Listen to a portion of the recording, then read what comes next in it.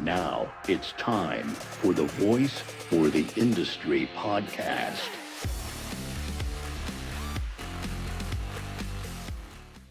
Well, Carissa, it was really, really kind of interesting and a little surreal to have Foster on our podcast because he's one of the most prominent podcasters in the petrol industry. So, I kind of felt like I was talking to a star, but really, really good guy. Came up through the industry, has done a lot of really great things. He's got the podcast a lot of people familiar with.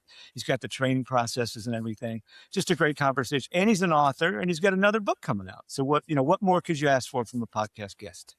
Yeah, it was fun to hear two podcasters talking to each other. It was a really good conversation. It was great. You would hope so, right? We would hope so, but we're not at his level yet, but we'll get there. One day. Welcome, everybody. Very, very excited for today's broadcast. A man that knows podcasts a whole lot better than me.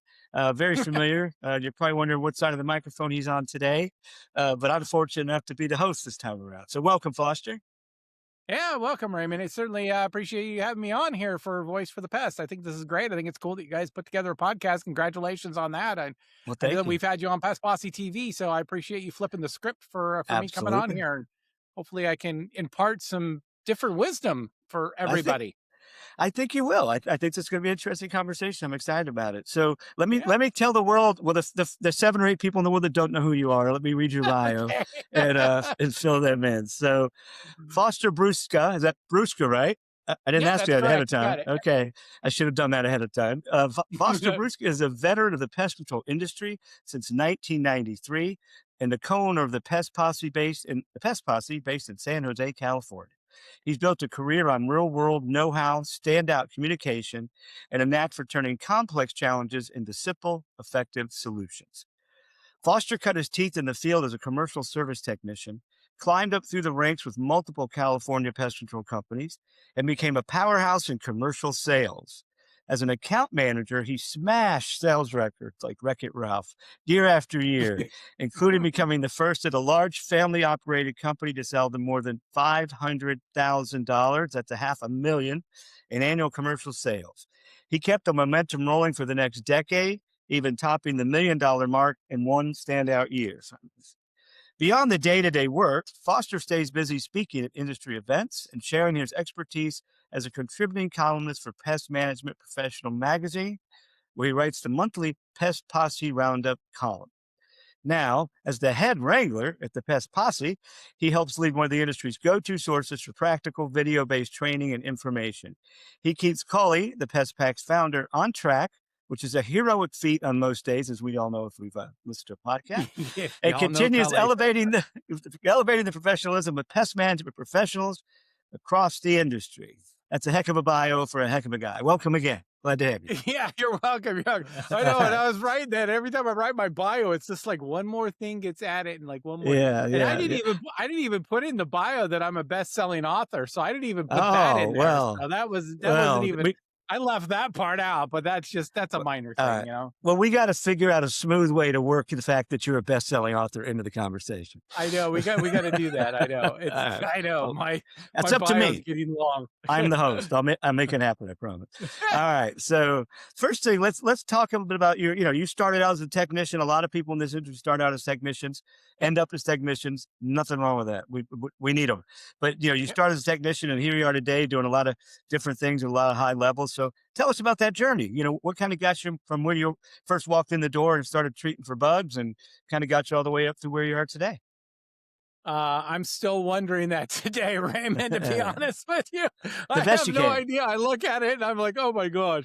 I mean, we're going on almost, we're going on year 9 here of the Pest Posse, and I left the company I was at for 23 years. I left that in 2019. So I just can't believe that just so many years have gone by with that. But yeah, I mean, it's kind of funny how it all started. I mean, we talk to people, there's just so many different facets of the industry. And what I'm doing now is just really, I'm really the only one that's really doing this when we really look at this, and I can get into that more. But yeah, I was just very, very fortunate to get introduced to commercial services with one of the first companies I was working with, and just kind of gravitated towards commercial services. I love commercial services, love commercial accounts.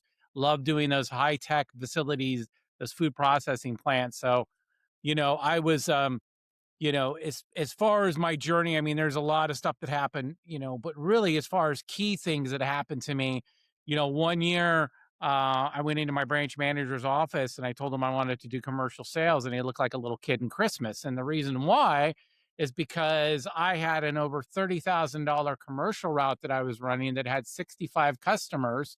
And I was always number one in route production for the company. And I was always number one in route sales as a technician. So he knew I could bring something special to the table. And he asked me, hey, how do you want to do it? And lo and behold, I did it the way I wanted to and became successful with it. And so, I had many, many years, God, I think it was about 14 years of sales. So I was with that company for 23 years. So really more than half of that, I was an account manager doing outside sales. So, Cully, who's a best friend, we've been friends for almost over 30 years. He was my supervisor at one time at that company. So, in 2017, he basically came to me one day and he was working for another company. He was saying, hey, Foster, I've got guys that are just looking, that are not reading and want to watch videos. And do you want to start a YouTube channel? And I'm like, sure, why not? So we started it as a side hustle in 17, and the middle of 18, I pretty much hit a brick wall with everything I was doing and juggling multiple things, and decided to become a full-time content creator and entrepreneur for the Pest Posse, and left that company.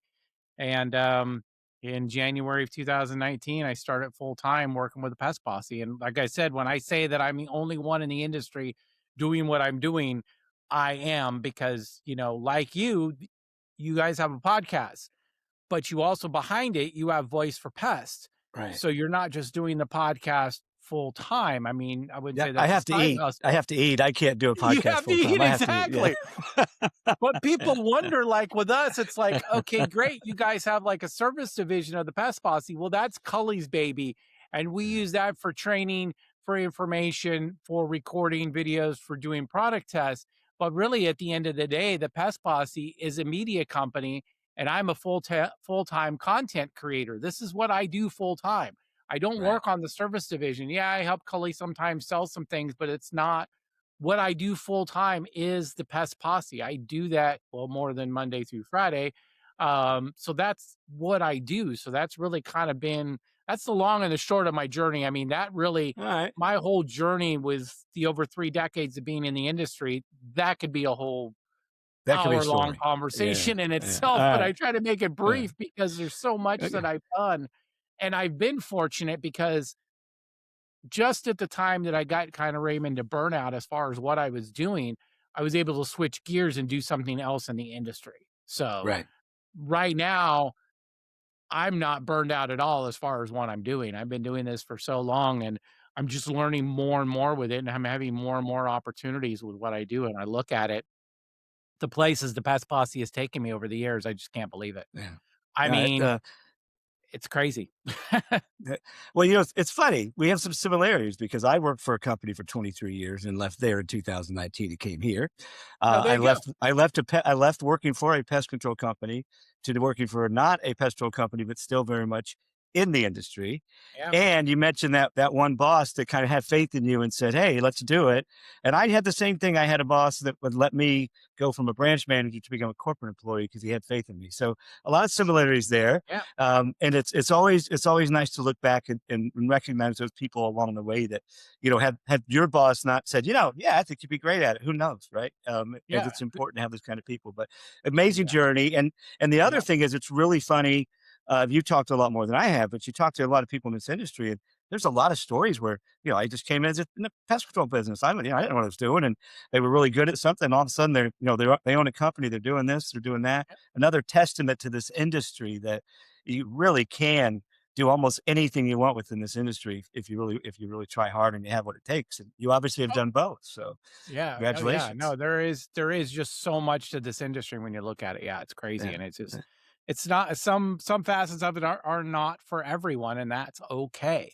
And Right. that's where, even if you as an individual, you get into that circumstance, you've got to realize that if it's not for you and you can't do it, hey, back out. There's nothing wrong with it. It doesn't make you a weak person. But there's just so much with this industry I never thought, you know. full-time content creator. There you go. That's another one to add with the facet of the industry. So you mentioned the Pest Posse, and you kind of told us a little bit that you have you're doing some training and stuff on one side. You're doing all like the creative stuff. You guys have been doing this for several years now. Well, with AI jumping into the game and things changing so rapidly, where do you see training evolving to, and within the industry, and what companies can expect from providers like you, and maybe what they can do internally, things like that. Yeah, I mean, I think AI is really going to have a big turning point for the industry, and not just with the training. I mean, I hope that companies don't adopt AI for the training. And there are some platforms I won't mention that basically you can plug in and do voiceover and away you go, and you can plug in some training. But I think AI will help as far as in the creating of training, and help as far as progressing, again, the industry and businesses to really the next level, and help with automations and stuff. I hope that it won't, fully, at least for us, we've got some plans to do some different things with the training we have. Yeah, we're going to utilize a little bit of AI to help writing with some scripts to kind of make it a little bit easier, but adopting it past that, that's as far as really I see that it should go. Now, will it? I don't have a crystal ball. I don't know if it can. Well, it can, but I don't know if it will. That's what I should say. I just hope companies don't go down that road and they just see that shiny new toy, and that, oh yeah, AI can make this easy. I can just plug in some stuff, or I can just do a prompt and have it give me some training, and you don't look at it. I think with AI, it needs to still be in check. You guys still need to be reviewing that. But as a business owner, you need to adopt AI. You need to be using AI. It just helps with everything. And I think that we're just going to see more and more training be available to the industry. And we see that. And I think it's great, because when we started the Pest Posse Academy in 2019, there really wasn't any true continuous training platform. It was really more about CE stuff. And now we're starting to see a little bit more of that. We're starting to see some spin-offs of things that really aren't CE stuff, but it's good training. And I think that that's where, again, I think AI is helping with that as far as creating that stuff. So No, and I that's think kind of where I see where it's you going make a with that. couple good points, because you're right. A lot of the training is really not so much training for you to how to to do things better, to do things well. It's training to get that certificate, educational hours that you're supposed to get. It's a lot lot technical, which is good stuff to know, right? Oh, it But is. there's a lot of other stuff that you need to train people on that they can't get continuing education for. So No, that's exactly. a very valid point. And I kind of see another big help with AI is having experienced having to look at people that were supposed to get training and figure out if they did it or not. I think one thing AI will do to make it a whole lot easier to keep track of all the employees and make sure they're getting their training done, right? Because that's Yep. always a daunting task for sure. So, Exactly, yeah, exactly. right, yeah, but It's definitely gonna help with that, and yeah, you need to adopt AI. I mean, if you're a business owner and you're not using AI in some sort of capacity with your business, you're gonna be falling behind, because right, this you're is going to the get left behind because most everybody else will. That's for sure. exactly, exactly. And you just look at your guys' platform. You look at Voice for Pest. You look at all the different platforms you have, and how you guys have plugged AI into it to help with some of it. And it's not going to replace a lot of that. And I don't think it'll ever really replace the true trainers, and it shouldn't ever replace that. I mean, we have some things, like I said, that we're looking at doing with our training. And yes, we're going to help with that writing of that using AI, so we can make the scripts a little bit, faster and stuff. But you always have to keep it in check. You can't ever you should never, ever just plug something into AI, whatever that flavor is, and then pop it out and throw it up on social media, or put it Right. out in training for your text. You always need to make sure that you're reading that information, you're referencing that the right way. Because even if AI can kind of reference over to some of that university stuff, you still need to check that stuff to make sure it's right. Yeah, So I absolutely agree. that's kind of my thought on that. So you've Yeah. also mentioned, that you're one of the focuses is bringing professionalism into the industry, keeping an industry, elevating it. So, and I think that that's a big differentiator. At the level of companies, the companies are generally very successful, are very professional. They're organized, they're structured. So what are some practical steps companies can take to kind of create a more stronger, more credible professional environment and team and things like that with your experience? Training. I mean, really, at the end of the day, it all goes back to that. When we look at that, it all goes back to training. It all goes back to that, having that training, because there's so much, like we've talked about. It's not just the technical and the fundamentals and principles of pest control, but we're talking about the whole back end, Raymond, that customer service skills, how to talk to the customers, how the CSRs are talking to the customers on the phone, how the technicians are approaching the door and talking to people. Um, that's really the biggest thing that they need to do to raise that professionalism and have that differentiator. You need to have that. There's a whole nother back end to that. And it all goes back to training. When you look at everything and you look at all this, it's like, oh, well, how do I break into commercial accounts? Oh, how do I do door-to-door sales? How do I do route management? It all goes back to training and learning all that. And that's really the only way that companies are going to be successful and really learn really how to do things. It all goes back to training when you look at it. And you need Yeah, to continually do that training. We've been big proponents of that. And it's just, I can't say it enough. It's training. It always goes back to that. No matter yeah, no matter who you are, no matter what you say at the end of the day, it goes back to training and and having good quality training. that's what I was going to say. And that you're absolutely right. But, I've been to a lot of like weekly trainings at pest control companies, right? Yeah. And it's 30 minutes, and you stand up and you talk about this. Hey, we're switching to this granular product, and you talk about that. But you don't see a lot of those things you're talking about. How to talk to customers. How when a customer gets unhappy, don't take it personally. You have to teach them how to de-escalate. All those soft skills, those people skills. That some people have, but not everybody does. And I don't see nearly as much focus on those kind of things. And in my opinion, those are the technicians that tend to be the superstars that really Oh, have exactly. great people skills, right? And they can manage the technical side of it. Exactly, exactly. And we did initially, and we kind of pulled it off. I mean, because every time you create content, especially with us with video, and you're getting and you're recording stuff, it progresses, and that's just even with us. And so, long story short, what I'm saying, we actually went through and did a 9 module training course and broke down the book, How to Win Friends and Influence People. And it was like one of those things, after you did it, you're like, huh, we just did that.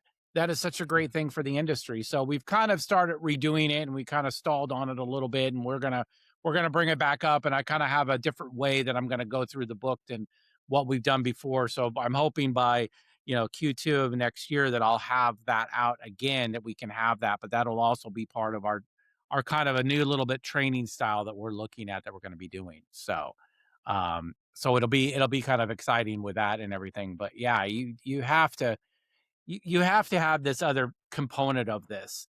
And again, it even goes to when you mentioned about implementing a new software, having somebody get up and say, we're going to implement this service at the company. It's like, well, you can't just hand that to the company, Right. to the technicians.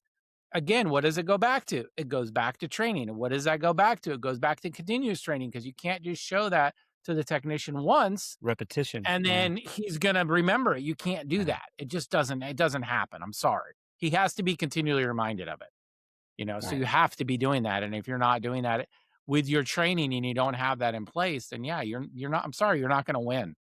No, Sorry to be hard. you're You know, right, because that happens a lot. Unfortunately, is you kick up a new topic in a meeting, and then it's never talked about again, and then 3 months from now nobody remembers it, and it never became part of the culture. It never got done. So Exactly. And I absolutely and right. I hate to say it, not to cut you off. I hate to say it.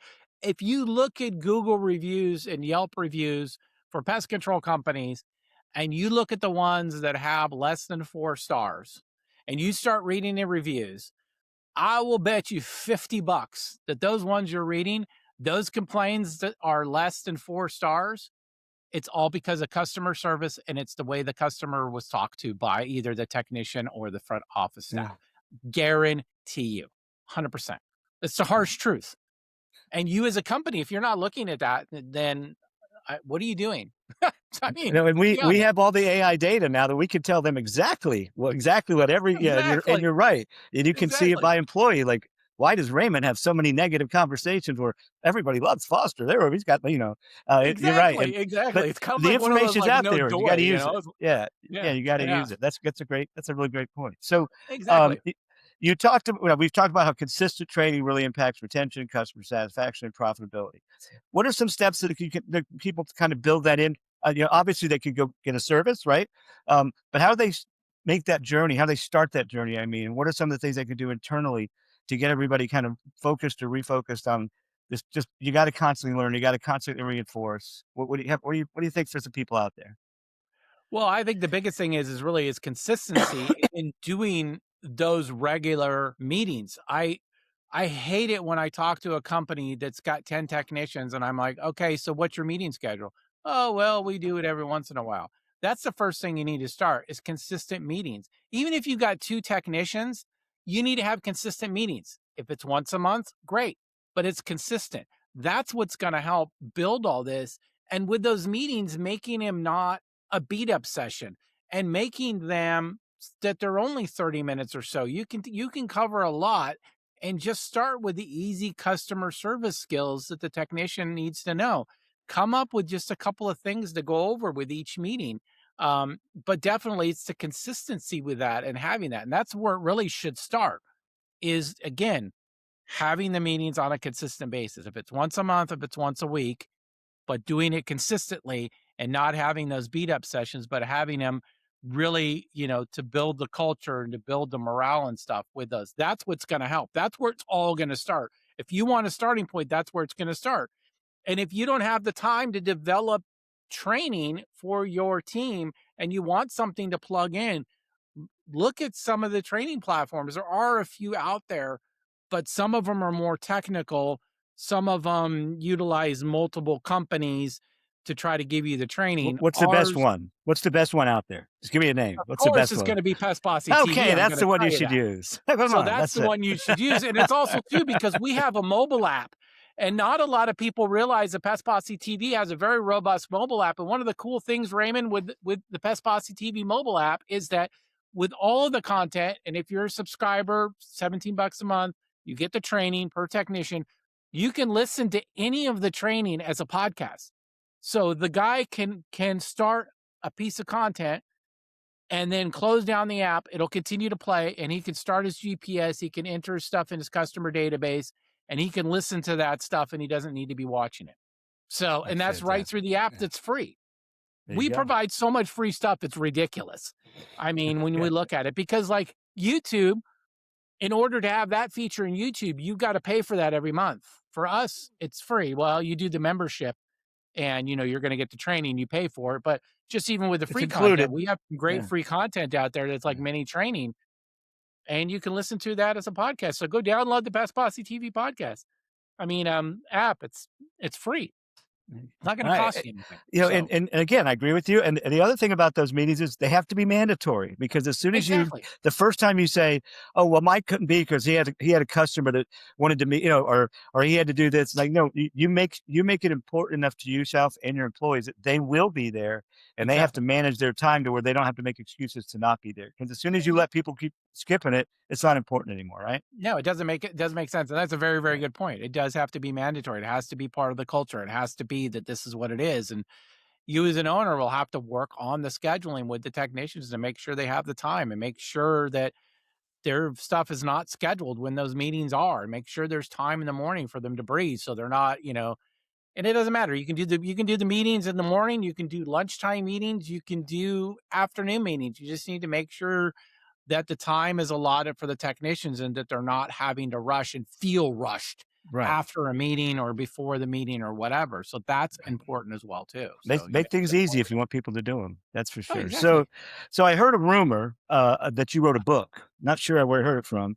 Yeah, exactly. Yeah, I got it right back. Is that it right there? Is that blue book that says Pesco? Okay. There it is right there. Well, I'm insanely curious about this book, so I'd love to hear all about it. So what made you decide to write it, and tell us what it's all about? Yeah, well, the first thing is I can't believe I wrote a book, because I'm not a writer. And that's one of the reasons why we started the Pest Posse, is because we didn't want to write, but then that ended up going out the window. That's funny. With my experience with sales, I mean, you mentioned it kind of in my bio and stuff, but I was the first one at that company I was working with, large family owned and operated company. I was the first one to hit $500,000 in commercial sales. Now, this is not phone leads. This is not being handed leads. This is all organic stuff. Creative. Yes, I had bedbug stuff in there, and those do come in, but I kind of became a bed bug guru, but all that was commercial leads. And I was the first one to hit that milestone in the company. And once I hit that milestone, I never looked back. So, yeah, I did end up doing over $1 million one year in sales. And when I left that company, I had people left and right coming out of me just saying, "Hey, you need to write a book. How are you successful at sales? You've left that company now. Can you do some training on this? What was your success? How did you become successful?" And I finally just, I don't know, I'll be honest with you. I listened to a sales webinar on how to write a book in 90 days. And the webinar I listened to, they actually broke down everything on how to do it. They gave us all the information. And I was like, well, I don't need to buy your program. But they're like, if you do, you're going to get this, this, and this. So that was they part of trained you. They trained you is what they trained They you. trained me. That's They what trained me. did. They trained me how to write a book. And it was There you amazing. go. And I tell Yeah. people these days, people come to me and say, "Oh, Foster, I want to write a book." And I tell them how I did it. And they look at me and they're like, "Oh, that's so simple. I can do that." But, I started writing that book because people wanted the information. And I'll be honest with you, the first version of it sucked. I'll be honest with you, because I gave it over to my editor to preview. And this lady gave me a call and said, "Hey, you have something special here. Do you mind if I kind of tear this apart, put these chapters in the right order, and make this a true guidebook for individuals?" And I said, "Yeah." And she said, "Okay, there's a lot you're going to have to change." And I'm like, "Okay, let's do it." And so it really has become a true simple read and guidebook for really anybody at any sales level to read it. And yeah, some things in there might be like, "Oh, I've heard this before," but you read it and it reminds you of that. And that's, again, that goes back to training and continuous training, Raymond. We have to continually be reminded of aspects of our job. And that's what this book does. It's a very simple read, and it gives you those practical steps to become successful in what I did. And it's not a rah-rah shish boom bob. It's not built off of other non-pest control sales ideas. This is my ideas. These are my things I did. Everything that's written in that book are my ideas and my stuff that I did to become successful. So it really is from a pest control professional's standpoint. And there's, again, another thing that there isn't out there. I challenge you to find a book like that from somebody in the industry that's done sales like I have, that's written a book like that. And you're not going to find it. And everybody that reads it is like, "Oh my gosh, this was such a simple, stupid read. And it reminded me of so many things." And I even have people now that are like, "Well, I've gone through and I've read it 6 times already." And I'm like, there you go. Because it's so easy to read and it reminds you of the aspects of your job. We have, I'll mention Greg Pettis from Dominion Pest Control. He, the owner of that, he bought several books of that to his technicians and sales staffs. And immediately they were able to sell high dollar value commercial accounts right away. That's one experience. I've got a woman named Sarah from Permatech Pest Control in Syracuse, New York. She went through my masterclass that I have that really is a high level overview of the book. She was really selling a service and not a product, and was very, very successful at that. And she had the struggle making that bridge. Well, she went through my masterclass, read my book, and she is hugely successful. She's sold so much, and she sold so much high dollar commercial stuff. And that's really what Permatech does. So Right. It really just goes to show, if you read it, it reminds you. It's simple steps to help you become successful at sales. So how could somebody get that book? What if somebody was interested in reading that book? What would they have to do? Yeah. So really all you can do is you can go into Amazon and it's right there. Ah, okay. So it's available through Kindle, and you can also, I do have it where I did have a gentleman do it as far as an audiobook for me, because I didn't have the time to sit down and make the audiobook. So I found somebody that could read the book, and you can get that as audio as well too. If you ever want a signed copy of it, I mean, it's $24.99 on Amazon. If you guys ever want a signed copy of it, you can always reach out to me here at the Pest Posse. Tell me you want a signed copy, and I can mail one off to you. It would be $24, but I'll sign it for you. If you buy the masterclass and you want the book to go along with the masterclass, just let me know, and I'll make sure I get you a copy of that at no charge. The masterclass is $249. It's about It's about a 2-3 hour course, but it just high level goes over the book and everything. So that's available through the Pest Posse. You can go on the website with that. You can easily get that. But I've also developed last year kind of quietly the Pest Control Sales Authority site that really has the opportunity to book sessions with me and do consulting with me, a link to buy the book. So there's easy ways you can find all this sales information. What's the actual name of the book? What's the full name of the book? It's the Fundamentals of Pest Control Sales, Strategies from a Pest Management Professional. There you go. That's the official title. That's a very comprehensive name. All right. Well, this has been absolutely fantastic. We had some technical glitches that hopefully nobody else will know about because Chris is going to fix them. Hopefully they won't. It's all good stuff. And they're all You'll piece it together. It all look good. Just don't worry about the jump cuts, everybody. That's all part of the magic. Correct. Carissa, did you survive the technological roller coaster we experienced? There she is. All right. Oh, she's almost back. Okay. She's almost back. All right. So here's the part where we do some fun stuff. I've got a couple fun questions. Usually as the host, I will answer first because I've seen them, but I really have just seen these. But so I'll answer first and then let you guys think about it for a second. The first one. Would you rather have a personal theme song that plays whenever you enter a room or have a personal mascot that follows you around everywhere you go? Oh my gosh. Mine would be a theme song, and I'll tell you why. First of all, I like to sing, so then I could walk in singing. And I think theme songs, if the right music, can really get people motivated very quickly every day. Now, and then the other thing about a mascot is I don't have to clean up after them. Because if it's a mascot, I'm probably going to have to clean up after them, and then got to take them to the vet, assuming it's an animal. So I think music's easier for me, and I think I would enjoy that more. We can get people fired up. That's my answer. Who wants to go next? I'll go next. All right. I immediately, when you said mascot, I'm like, what a pain in the butt. I don't want that person following me or that. Like immediately, I'm like, that just like you, that just seems like too much work. I can't handle that. I think it would be great because, to be honest with you, it almost seems like I have a theme song every time I enter the room because everybody usually yells out the Pest Posse's in the house or, hey, there's possibly the Pest Posse. So I'm kind of already used to it, so I wouldn't mind the theme song. Theme song. Carissa? Yeah, I think theme song too. Okay, so what would your theme songs be? Oh gosh, that's a whole nother story. That's a yeah, how about that? Well, think about that, and I'll ask another question. Maybe come back to it. All right. If you could be in any movie, what movie would it be? Why would you want to be in that movie? And what character would you play in that movie? Or would you be your own? Any movie. Oh my gosh. That's a tough one. That's a tough one. That is a tough one. I couldn't even. I mean, me because I like cars and stuff. I'm kind of that kind of person, kind of fast and stuff. And I've had the great experience of doing the NASCAR experience a couple of times, and my wife actually one year for my birthday rented me a Lamborghini Gallardo that I was able to drive around for the day, so that was kind of fun. Oh wow! So you're fast and furious. Exactly. Well, I was thinking Gone in 60 Seconds. There you go. Nicolas Cage, I mean, love or hate the man. I mean, that was such a great movie. Yeah. Angelina Jolie was in it. I mean, come on now. I mean, who wouldn't want to be in that movie? I mean, come on. So there you go. That's my answer. And hopefully why. All right, so now we know you're thinking about hot car and Angelina Jolie. We got that covered. All right. Oh God, now you're going to get me in trouble with my wife if she listens to this. Great.